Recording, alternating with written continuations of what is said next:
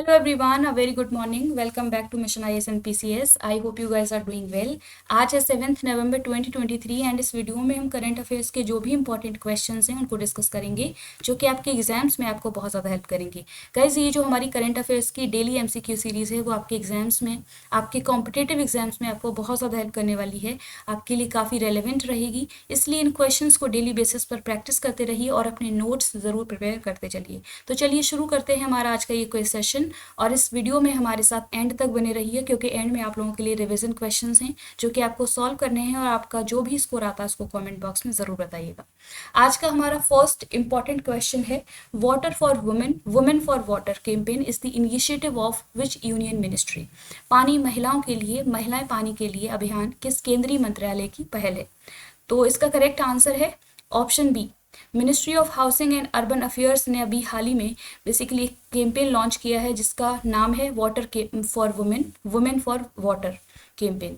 तो ये इम्पॉर्टेंट है, इसके लिए ministry of housing and urban affairs ने मिनिस्ट्री का जो नेशनल अर्बन लाइवलीहुड मिशन है उसके साथ कोलैबोरेशन किया है और इस पर्टिकुलर कैंपेन को लॉन्च करने के लिए। तो काफ़ी इम्पॉर्टेंट एक कैंपेन है ये, इसको जल दिवाली कैंपेन के नाम से भी जाना जाएगा एंड तो आपको दोनों ही नेम्स इसके याद रखने हैं। इसका ऑब्जेक्टिव है कि वाटर गवर्नेंस में कि हम किस तरीके से वाटर को प्रॉपरली यूटिलाइज कर सकते हैं, वाटर को प्रॉपरली मैनेज कर सकते हैं। इसमें वुमेन की भागीदारी को, वुमेन के पार्टिसिपेशन को इंश्योर किया जाएगा, बढ़ाया जाएगा एंड इसके लिए महिलाओं को जो उनकी सिटीज़ में जो सराउंडिंग जो पास में सिटीज़ होंगी वहाँ पर जो भी वाटर ट्रीटमेंट प्लांट्स हैं वहाँ पर उनको ले जाया जाएगा, विजिट्स करवाई जाएंगी सो दैट कि महिलाएं ये जान सकें कि वाटर ट्रीटमेंट प्रोसेस कैसी होती हैं, किस तरीके से वाटर को ट्रीट किया जा सकता है। तो उनको इस रिगार्ड इस प्रॉपरली फील्ड में उनको नॉलेज दी जाएगी सो दैट कि महिलाएं अवेयर हो सकें इस पर्टिकुलर प्रोसेस से कि वाटर को हम किस तरीके से प्रॉपरली यूटिलाइज कर सकते हैं। इससे जेंडर इक्वेलिटी बढ़ेगी एंड वाटर गवर्नेंस में इंक्लूसिविटी को इंश्योर किया जा सकता है। तो काफ़ी इंपॉर्टेंट एक इनिशिएटिव है, आपको इसके बारे में पता होना चाहिए, जल दिवाली कैंपेन। और इसका जो पूरा नाम है या दूसरा नाम जो है वो women for water, water for women. Next question है, who has been elected as chairman of Shri Somnath trust for 5 years term. 5 वर्ष की अवधि के लिए श्री सोमनाथ ट्रस्ट के अध्यक्ष के रूप में किसे चुना गया है? तो इसका करेक्ट आंसर है ऑप्शन सी। अभी हाल ही में prime minister of India Narendra Modi ji को ये जो गुजरात में टेम्पल है सोमनाथ टेम्पल, तो उसका जो ट्रस्ट है श्री सोमनाथ ट्रस्ट, उसका चेयरमैन इनको बनाया गया है 5 साल के लिए। यहाँ पर एक हिस्टोरिकल डिसीजन लिया गया है कि अभी तक इस पर्टिकुलर ट्रस्ट के लिए जो चेयरमैन होते थे उनका टेन्योर 1 साल का होता था, लेकिन इस साल प्राइम मिनिस्टर नरेंद्र मोदी जी को जो चेयरमैन बनाया गया है 5 साल के लिए बनाया गया है। तो एक हिस्टोरिक डिसीजन है, यहाँ पर काफ़ी इंपॉर्टेंट है, आपको इसके बारे में एक आइडिया होना चाहिए। सोमनाथ टेम्पल जो गुजरात में बताया, और अगर हम आर्किटेक्चरल स्टाइल की बात करें तो ये चालुक्यन आर्किटेक्चरल स्टाइल पर बेस्ड है ये टेम्पल।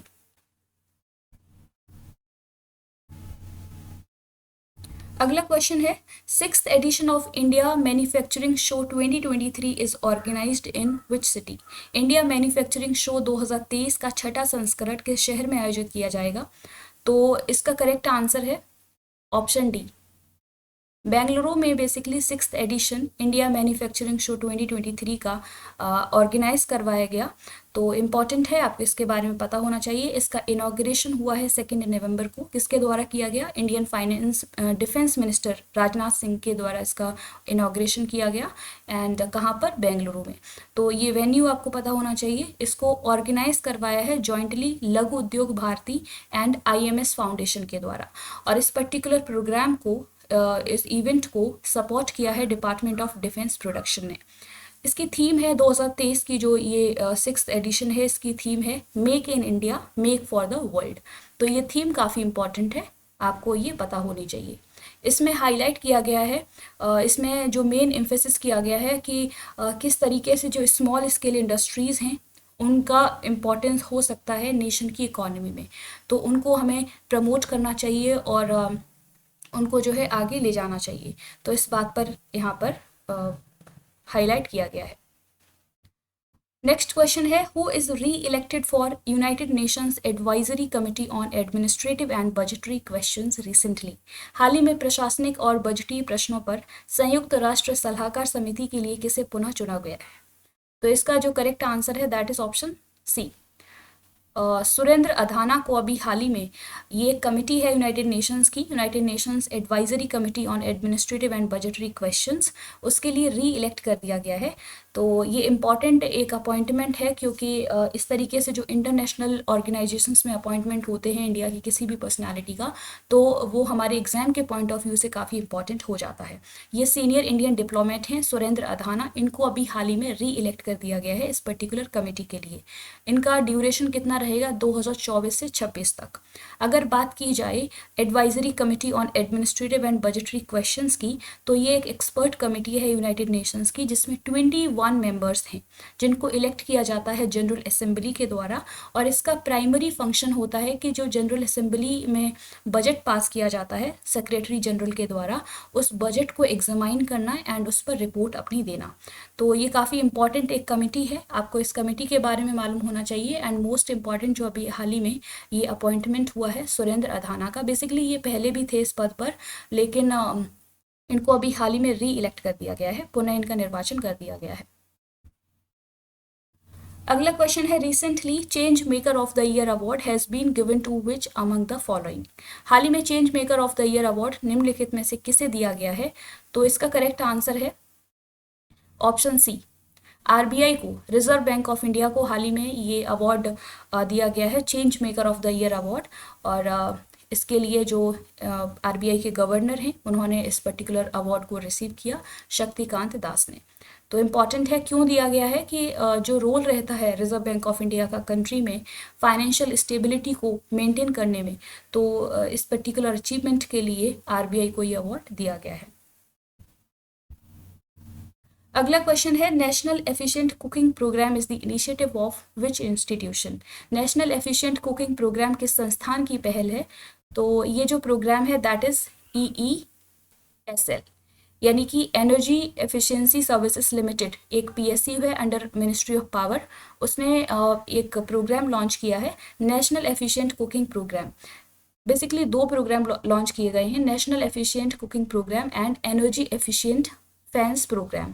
तो ये जो दोनों प्रोग्राम हैं इनका ऑब्जेक्टिव है कि हम किस तरीके से हमारे देश में जो कुकिंग मेथड्स हैं उनमें ट्रांसफॉर्मेशन ला सकते हैं, और एनर्जी एफिशिएंट टेक्नोलॉजी को हम किस तरीके से प्रमोट कर सकते हैं। तो इसलिए ये दोनों ही जो इनिशिएटिव्स हैं, दो प्रोग्राम्स हैं, ये लॉन्च किए गए हैं। एनर्जी एफिशिएंसी सर्विसेज लिमिटेड, जो कि एक PSU जैसा कि बताया, कौन सी मिनिस्ट्री के अंदर है ये? Ministry of power. अगला क्वेश्चन है, which city is the host of the world food India 2023 event. World food India 2023 कार्यक्रम का मेजबान कौन सा शहर है? तो इसका जो करेक्ट आंसर है that is option A, new Delhi में हाल ही में वर्ल्ड फूड इंडिया 2023 इवेंट हाल ही में इसको कंडक्ट करवाया गया, इसको ऑर्गेनाइज करवाया गया भारत मंडपम में। तो काफ़ी इंपॉर्टेंट है ये, आपको इस इवेंट का वेन्यू ज़रूर पता होना चाहिए। और इसका इनॉग्रेशन किसने किया? प्राइम मिनिस्टर ऑफ इंडिया ने। एंड इसमें एक फूड स्ट्रीट करके कॉन्सेप्ट को भी जो है इंट्रोड्यूस किया गया। एंड इस इवेंट का जो फर्स्ट एडिशन है वो 2017 में इसको फर्स्ट एडिशन इसका ऑर्गेनाइज करवाया गया था। अगला क्वेश्चन है, which institution has recently released state of climate services report. हाल ही में किस संस्थान ने state of climate services report जारी की है? तो इस क्वेश्चन का करेक्ट आंसर है option B, World meteorological Organization की ये रिपोर्ट है, state of climate services report, जिसको हाल ही में इसका 2023 का एडिशन जो है रिलीज़ कर दिया गया है। इसमें फोकस किया गया है कि इसको बेसिकली हेल्थ से इंटरलिंक करने की कोशिश की गई है कि क्लाइमेट जो चेंज है, जो एक्सट्रीम क्लाइमेट कंडीशंस होती हैं, उनका हेल्थ पर क्या इम्पैक्ट पड़ता है, नेगेटिव इम्पैक्ट पड़ता है। और अगर हमारे पास पहले से ही इसकी इन्फॉर्मेशन हो तो हम किस तरीके से जो हेल्थ इश्यूज़ होते हैं क्लाइमेट चेंज की वजह से, जो एक्सट्रीम क्लाइमेट वेदर कंडीशंस की वजह से, उनको हम इम्प्रूव कर सकते हैं, उसमें से उसके लिए कुछ स्टेप्स ले सकते हैं। तो बेसिकली इस पर इस रिपोर्ट में हेल्थ का जो टॉपिक है उस पर मेनली फोकस किया गया है। आपको ये पता होना चाहिए कि ये जो रिपोर्ट है state of climate services report, वो किसकी रिपोर्ट है? World meteorological organisation. Previous class में बेसिकली आप लोगों से कुछ क्वेश्चंस पूछे थे, उनके करेक्ट आंसर्स हैं। Which state UT has recently launched a state energy efficiency action plan? Kerala. Second question, who has become India's leading wicket taker in the history of world cup? Mohammed Shami. Third question, who is the winner of the British Academy Book Prize 2023? Nandini Das. Fourth question, Pichwai paintings is in news recently is the traditional art of which state UT? Rajasthan. आज के लिए आप लोगों के लिए revision questions हैं। Who is appointed as WHO regional director for south east Asia? Second question, which country will be hosting the world telecommunication standardisation assembly in 2024? Third question, who has topped the Hurun India philanthropy list 2023? And fourth question, recently adaptation gap report 2023 is published by which institution? क्योंकि इन सभी questions को हमने previous classes में discuss किया है, तो उम्मीद है कि आप इनके आंसर्स दे पाएंगे। प्लीज़ इनके आंसर्स आप लोग कमेंट बॉक्स में ज़रूर बताइएगा। ये थे आज के इम्पॉर्टेंट करंट अफेयर्स के क्वेश्चंस। होपफुली आपको ये वीडियो पसंद आई होगी। अगर आपको हमारा ये इनिशिएटिव पसंद आता है तो प्लीज़ इसको सपोर्ट कीजिएगा, लाइक कीजिए, शेयर कीजिए एंड सब्सक्राइब कीजिए हमारा channel mission IAS and PCS। And please ज़्यादा से ज़्यादा स्टूडेंट्स के साथ इस वीडियो को शेयर कीजिएगा, सो दैट के ज़्यादा से ज़्यादा स्टूडेंट को इसका बेनिफिट हो सके। And keep learning, keep practising. Thank you, take care, bye bye.